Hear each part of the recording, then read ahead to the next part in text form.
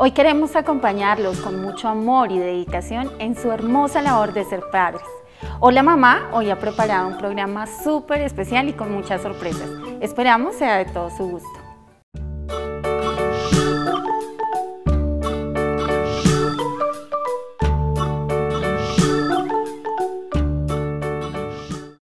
Hola mamá, bienvenidas a un capítulo más de El Especialista en su programa, aquí en donde tratamos de instruirles y de darles tips y consejos muy importantes y útiles para la educación de sus hijos. Hoy está conmigo la doctora Andrea Rincón, ella es psicóloga y vamos a hablar y a profundizar, tocando en detalle cada punto sobre la ausencia de padres. Y cuando hablamos de ausencia de padres nos referimos padre, madre o aquella figura que el niño, el menor tiene como ese cuidador y como esa guía. Primero que todo, déjenme darle la bienvenida a la doctora a Hola Mamá. Gracias Madi y un cordial saludo a nuestros televidentes. Bueno doctora, entrando en materia, cuando hablamos de la ausencia de padres, puntualmente ¿a qué nos estaríamos refiriendo? Del vínculo. En este caso no estamos hablando de los niños huérfanos de padre y madre o los niños que son adoptados, sino del vínculo, aquel niño que su papá no existe en su vida afectiva. Este niño que es cuidado por la empleada, por la abuela, por la vecina y que siempre ve a un papá o una mamá que llega a dormir y que no tiene mucho vínculo. Ahí podemos hablar de que entonces hay tipos de ausencias. Por supuesto que sí. Hay una ausencia física y hay una ausencia emocional. Hay una ausencia física que muchos pueden haber tenido porque los papás trabajaban en otra ciudad, por ejemplo, ¿sí? O porque los papás por su trabajo no se veían o sus estudios se veían los fines de semana con su hijo. O simplemente porque fue un papá que no dio el apellido o dio el apellido y no volvió a aparecer. Entonces este papá no existe físicamente en la vida de su hijo. Y hay una ausencia emocional donde sí viven en la misma casa, pero viven en mundos diferentes. Entonces es el papá que no habla con su hijo, que la empleada lo conoce más. Ese es papá que el niño dice yo me voy a quedar el fin de semana mejor donde mi abuelita y no tiene un vínculo, ni mucho menos una relación emocional. Estos niños con frecuencia dicen es que yo sé que mi mamá a mí no me quiere o mi papá no me quiere, porque realmente no existe una conexión con el papá, no tienen temas en común, no hay una complicidad, un diálogo, no hay una historia de vida donde se vinculó con el papá. Antes de continuar es importante, doctora, aclarar que a pesar de que por las condiciones y los hábitos de vida, actualmente los padres tienen que salir a trabajar los dos y las jornadas laborales pueden ser extensas. Un padre de familia puede trabajar de 8 de la mañana a 6 de la tarde, pero aún así tener un vínculo activo y positivo con su hijo. Es el papá que está llamando al hijo para que le hable, no solo que si comió, si hizo las tareas, sino le habla. Es el papá que le cuenta a su hijo, me pasó esto en el día, comí esto, mi jefe me dijo esto, conocí a una persona, hablé esto. Es el papá que si come algo en la calle, se acuerda de su hijo y le lleva lo mismo para que él coma.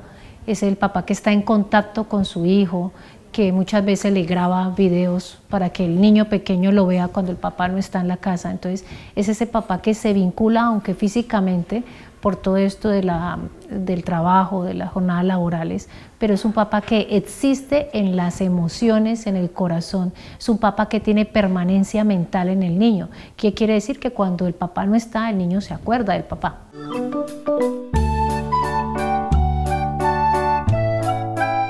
Doctora, y cuando los padres, por X o Y razón, descargan esa responsabilidad pues, de cuidar a sus hijos en la abuela, en la vecina, bueno, en alguien que pasa a ser la cuidadora del niño, estas personas cometen algunos errores al alcahuetear o al sobreproteger al niño porque dice, ay, es que esto le va a llenar o a suplir ese vacío que le está dejando el padre. ¿Cuáles serían esos errores frecuentes? Sí.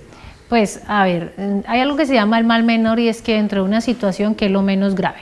Dentro de una situación de estar desempleado y no tener ni para comer, pues el trabajo sería lo menos grave, pero hay que aprender a equilibrar, ¿no? Entonces, en este caso es el tipo de cuidador que me consigo. Hay abuelas permisivas, como hay abuelas que tal vez los llegan a educar mejor que sus propios padres. Hay empleadas que llegan a amar a esos niños como si fueran de ellos. Sí. Hay muy buenas educaciones, salacunas o instituciones educativas de preescolar que están ahí presentes en la vida de los niños. Entonces, no es tanto quién lo cuidó, sino la calidad de tiempo. ¿Cuáles serían los errores frecuentes? Hay algo que se llama el padre instrumental. El padre instrumental es el padre que siente culpa porque no está mucho con su hijo y le da cosas. Entonces es el papá que siempre llega con regalos, es el papá que los hijos tienen siempre lo más moderno, lo más nuevo, es el papá que nunca dice no a una petición material que le hace su hijo, pero es un papá que con dificultad abraza a su hijo, que no sabe cómo se llama su amigo favorito, que no sabe cuál es su programa de televisión favorito o su color favorito. El error más frecuente es cuando el papá se conecta con cosas materiales para suplir el tiempo que no está con su hijo, para suplir los vacíos de la existencia de él en la vida de su hijo, le da siempre lo mejor y generalmente lo mejor no es algo material.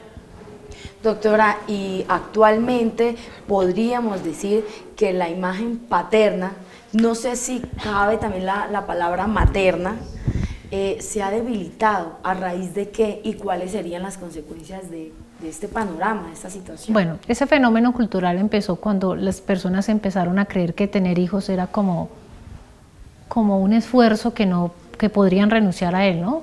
O como que embarazarse y tener hijos era la peor estupidez del mundo, ¿no? Sí. Como algo así. Entonces empezaron a burlarse del papel de papá, ¿no?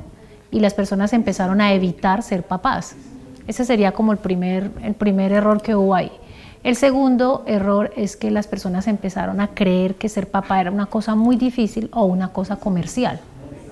¿Sí? Es eso también.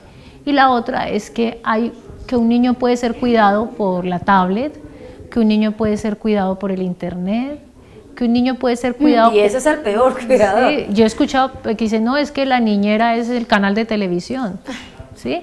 O es que la niñera de él es su juego de video. Entonces empezar a creer que le podemos proporcionar esta labor a un tercero, que generalmente no es lo mejor, o peor aún, el tercero sea un aparato.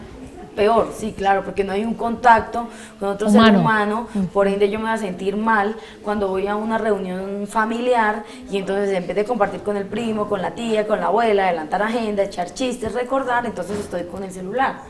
Y ahí es cuando yo veo la ausencia del niño. Doctora, hablemos un poco, o más bien bastante, y puntualicemos, me gustaría que puntualizáramos mucho en este detalle, y es ya la consecuencia, ¿cómo afecta la ausencia de padres en el desarrollo evolutivo de nuestros niños?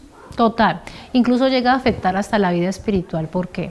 Porque el padre o la madre es como el primer Dios que tiene el niño, es la primera imagen de Dios. ¿Quién es Dios en nuestra vida? Es quien nos cuida, al quien le pedimos nuestras cosas, con quien lloramos, con quien hablamos, con quien le contamos los problemas. Eso inicialmente se debe hacer en la casa, donde para uno su papá o su mamá era su Dios, y uno se conecta con ellos. A medida que uno crece se da cuenta que los papás no son tan perfectos. Sí, claro. ¿Sí? Entonces ya uno empieza a creer en un ser superior que es Dios. Pero si el niño no tuvo ese vínculo de confianza y de protección con un padre, con un cuidador, que lo aconsejó, lo escuchó, lo animó, le secó las lágrimas, entonces es difícil que un niño crea en Dios, porque ni siquiera pudo creer en sus papás.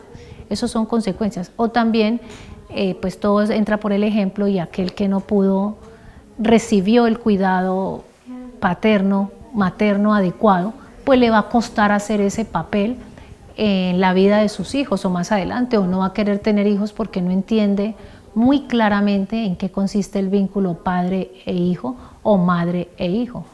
Y en el tema académico, es bien importante entender esto. La madre hace la labor de una parte del cerebro, que es la labor emocional. Con la mamá uno llora, con la mamá uno ríe, con la mamá le da consejos, a la mamá uno le cuenta los problemas. Y el padre, el género masculino, es el mundo del hacer. Con el papá uno aprende a arreglar cosas, a elevar cometa, a montar bicicleta. Con el papá se deben hacer tareas. Entonces los padres son los que lo acercan al hijo al mundo de las emociones o de los quehaceres. Pero si no existe ese padre, el niño va a tener que aprender a resolver eso, o también encontrar a alguien que haga esas labores de enseñanza en la vida social. Pero hay un desbalance Por supuesto. En aquel niño que tiene a su papá tanto físico como emocional, que aquel que no lo tiene físicamente claro, o emocionalmente. Tiene un concepto del mundo como con un vacío, con una faltante. Doctora, cuando hablamos de la ausencia de padre física, pero porque el papá ha fallecido, ¿el panorama es diferente? ¿Cómo la madre podría manejar o cómo el padre podría manejar la situación si la que ha fallecido es la madre? Bueno, lo que pasa es que cuando muere el padre, se idealiza porque tu papá está en el cielo, tu papá te cuida desde el cielo, es como más fácil asimilarlo. Muchas veces cuando hay separación o cuando el papá no estuvo ahí, cuando dejó a su hijo, se sataniza la imagen, es lo contrario. Okay, sí. Tu papá es un irresponsable, tu papá no sirve para nada, es un bueno para nada, tu papá es un negligente, él no quiere estar ahí, entonces se sataniza mucho que ese hombre que no está es como un monstruo y que el niño empieza a sentir que no mereció el amor porque su papá es un monstruo y él es la víctima.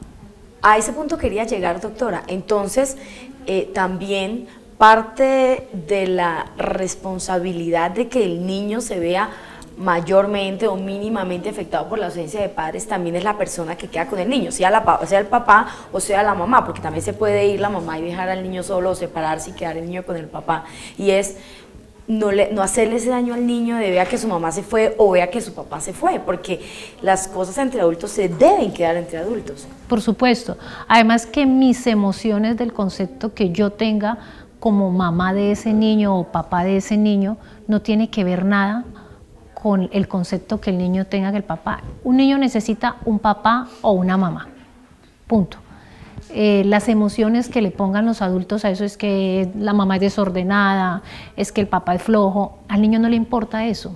Entonces debemos respetar el derecho que un niño tiene a tener papá, el derecho, sea un papá bueno, regular o malo, obviamente es un ser humano con defectos, es un ser humano que comete errores, entonces este niño pues no le debe importar los errores del papá, sino la labor que éste haga en la vida de él.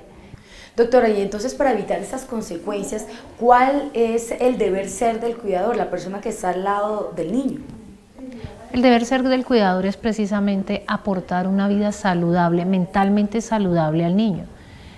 Respetar el derecho que el niño tiene a tener un concepto de papá y de mamá. ¿Por qué? Porque sin importar los errores humanos que tengan los papás o las mamás, ellos irán creciendo y van viendo los errores de sus padres sin que nadie les diga. Pero hay que respetarle este concepto y no aportarle más información negativa. Su papá es esto, su papá se fue, su mamá es aquello, sino simplemente que el niño vaya teniendo un vínculo con los padres y los errores pues él mismo los irá identificando y los padres irán arreglando esto, pero no darle información negativa a los niños acerca de sus padres. Tampoco se trata pues de idealizar a la persona, porque si nos ponemos en el papel del padre o de la madre que está afectada emocionalmente, pues no se trata de que diga, ay, tu papá es una hermosura si se vio adolorido, pero es lo que la doctora indica, no dar información adicional, porque muchas veces el niño no le interesa saber qué pasó allá, simplemente dónde está el papá, su papá está donde la abuelita, ya, no decir si es malo o bueno. Y otra cosa también, muchas veces los niños, ellos solos empiezan a decir, es que mi papá y mi mamá es esto y aquello, hay que decirle, pero es tu papá y lo tienes que respetar por el hecho de ser tu papá. No, es que mi mamá, no sé qué, mi mamá es esto. No, pero es tu mamá y hay que amarla por el hecho de que te dio la vida y es tu mamá. ¿Cómo deberíamos o cómo podríamos los padres prevenir o intervenir en caso tal estas consecuencias por la ausencia de padres? Bueno, las consecuencias, tenemos que tener en cuenta que aunque los papás son muy importantes en la vida de todos, no son nuestros únicos vínculos ni son las personas más importantes con el tiempo. Vamos conociendo otras personas importantes, representativas. Entonces también es ir vinculando el niño a la vida de otras personas, de tíos, de tías, de amigos, los padrinos hacen también un papel importante, las abuelas, los primeros maestros, los maestros. También es importante el niño que carece de estas imágenes paternas o maternas, que tengan actividades extraclases como un deporte, una actividad que le permita tener un guía, que puede ser un profesor, una profesora, del padre del sexo opuesto del que él carece. ¿Para qué? Para que vaya reforzando estas imágenes de cuidadores con otras personas que los pueden guiar. Los padres sí somos importantes en la vida de los hijos, pero no somos lo único importante en la vida de un hijo. También existen personas adultas que pueden hacer muy bien estos roles y que pueden llevar la enseñanza a estos niños o a estos adolescentes. Doctora, pues muchísimas gracias por estas recomendaciones que pues le hemos dado hoy a los padres y pues también muy pendientes ustedes allá si están notando que les están haciendo falta físico o emocionalmente a sus hijos, pues a ponernos las pilas y hacer más parte de ellos. Claro que sí. Doctora, muchas gracias a ustedes también, muchísimas gracias por habernos acompañado en esta sección del especialista de Hola Mamá, pero ustedes no se vayan muy pendientes porque tenemos más para ustedes.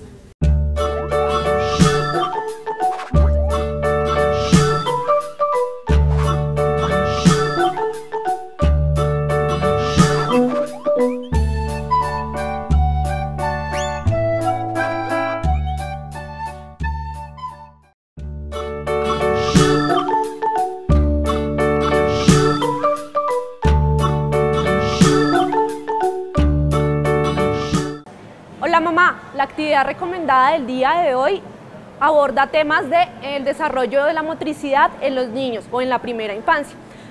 A continuación vamos a recomendar el uso del material de Lego Education. Como ustedes pueden ver, estamos en Diversity, en donde tenemos un ambiente de aprendizaje incorporado, en donde sus niños pueden llegar y aprender a través del juego. El desarrollo motriz, pues como ya muchos saben, viene dado por el desarrollo de las habilidades de los movimientos en los niños, ¿no es cierto? Este desarrollo, digamos que se genera desde los primeros días de vida del niño, en donde él empieza a crear ese desarrollo, obviamente de menos a más, como lo trabajamos en Lego Education, a través del uso de nuestras herramientas pedagógicas. Voy a hablar acerca de lo que es la motricidad. Con ella lo que se pretende es empezar a motivar a los niños, ¿no es cierto?, para que empiecen a desarrollar sus movimientos y sus gestos. Cuando hablamos de motricidad, no solo hablamos de movimientos y gestos, también hablamos de creatividad y de la espontaneidad. A través del uso de los materiales pretendemos que se desarrollen estas habilidades de creatividad y espontaneidad en los niños. Así como lo hemos tratado en temas anteriores, el manejo de roles y metodología permite que estas habilidades se destaquen. Del mismo modo, tenemos materiales con los que se pueden generar este tipo de desarrollos, ¿no es cierto?, y de habilidades en los niños.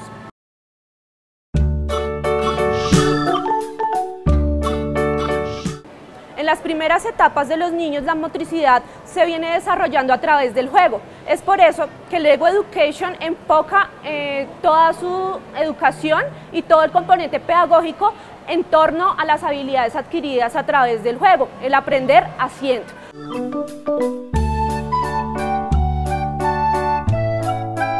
A continuación vamos a hablar de la motricidad fina y la motricidad gruesa. Como ya sabemos, la motricidad gruesa es la que implementa el desarrollo de habilidades de los músculos más grandes, de los músculos más largos, y adicionalmente es la que nos permite generar el control del movimiento y la coordinación.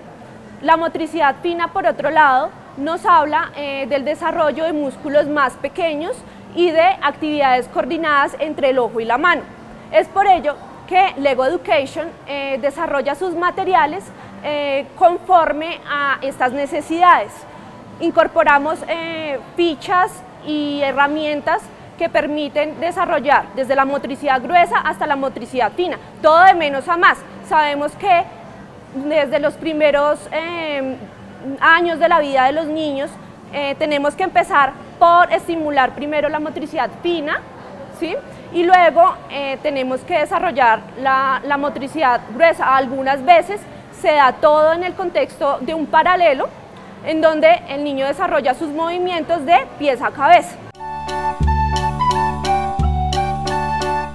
Con Lego Education incorporamos el desarrollo de estas motricidades a través del uso de ciertos kits y elementos, por ejemplo como el Lego Soft o como el Lego Duplo, en donde desarrollamos desde los primeros inicios la motricidad gruesa de los niños a través del juego, que permiten tener habilidades como coger, como por ejemplo interactuar, hacer actividades de roles y demás.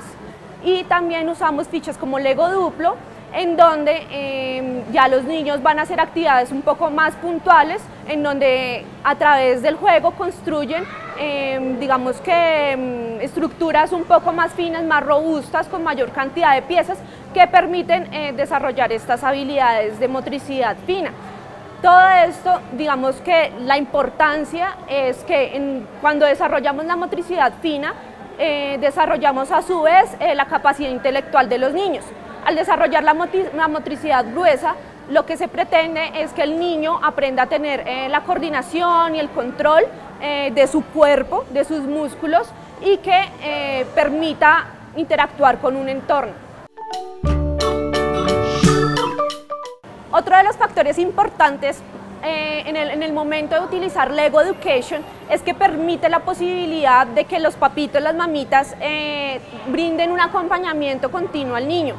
Esto permite que genere confianza y a su vez desarrolle estas habilidades motrices un poco más rápido, en donde digamos que se juega un rol, un papel importante, porque el niño va a estar, digamos que, más seguro, va a estar más confiado de todo lo que hace, y asimismo digamos que va a desarrollar sus habilidades, va a empezar a digamos que a desarrollar todo el tema intelectual, todo el tema digamos conceptual, ¿no es cierto? Y adicionalmente va a desarrollar sus habilidades en movimientos y destrezas. Para finalizar, les hago una cordial invitación a que vengan y visiten el mundo Lego Education en Diversity, en todos los puntos del país, en donde los niños van a tener la oportunidad de aprender y hacer al mismo tiempo.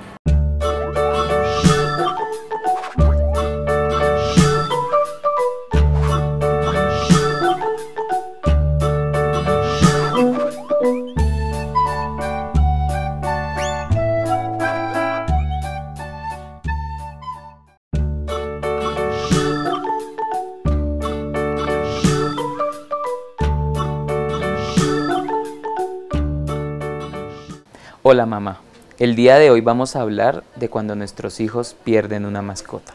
Es uno de los dolores más grandes que puede existir durante la infancia. Las mascotas acompañan a nuestros hijos y les dan posibilidades de manifestar el afecto, de relacionarse con otras personas, de tener a alguien que siempre los acompañe para jugar, para divertirse, de que los mismos animalitos les manifiesten a ellos sus emociones, su cariño, su afecto.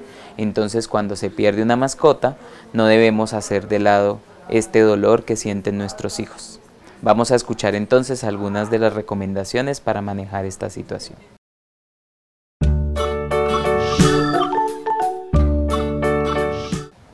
Las mascotas tienen la posibilidad de llegar a un hogar para unir a la familia.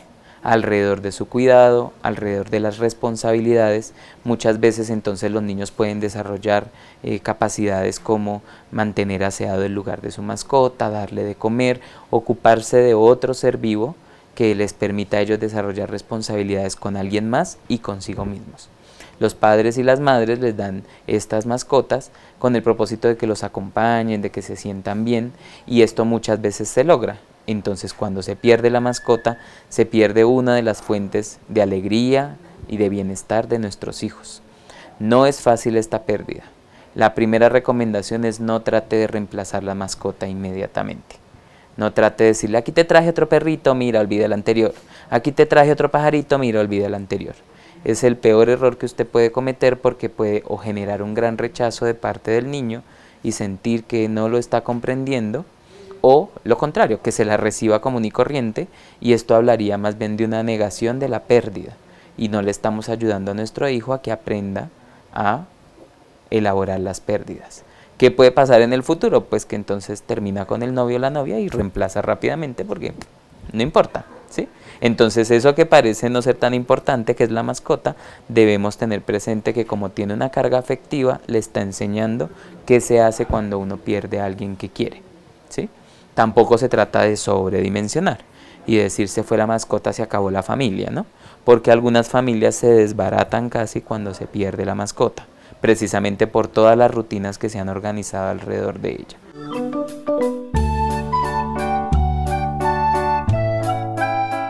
Los padres deberían ser conscientes, nuevamente diferenciar la realidad de la fantasía y diferenciar que entonces la mascota ocupa un lugar muy importante, pero definitivamente no es un hijo, como en todo el sentido de la palabra, ¿sí?